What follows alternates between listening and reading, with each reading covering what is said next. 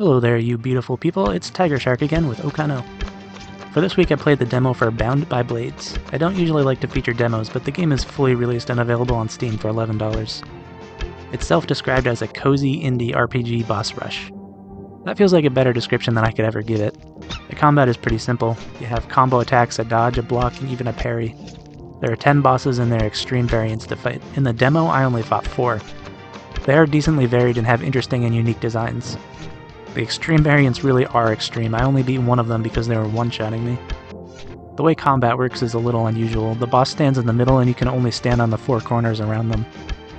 You can move between them as you attack and dodge. It seems limiting at first, but it honestly works pretty well.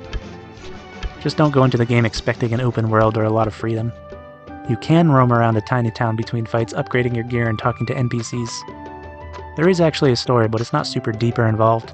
I'm not going to try to summarize it though, since I'd have to go back and watch the intro cutscene again and then write a whole paragraph about it. Honestly, I'm way too lazy for that. Anyway, the loot and upgrade system is pretty good. I'll say the same thing I did in my review for the Mysterious Maze last week. It can feel like it's not worth upgrading a weapon because you can just get a better weapon and save your upgrades for that one.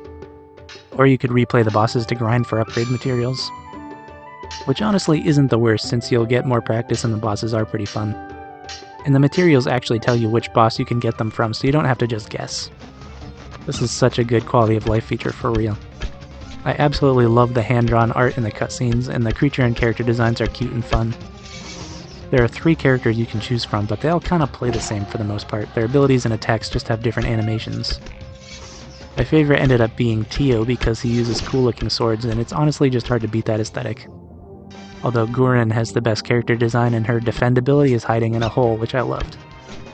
Also, when she hides in her hole, the music gets muffled, which is an incredible detail to add.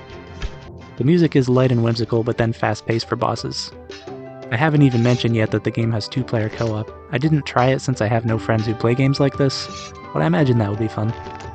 This is another game that came really well polished. I didn't encounter any bugs and everything was clean and worked as intended. I think it's definitely worth the $11, and I'll probably pick up the full game myself when I'm no longer unemployed. Link will be in the description as usual. That's all for this one, and as always, I hope you have a spectacular day.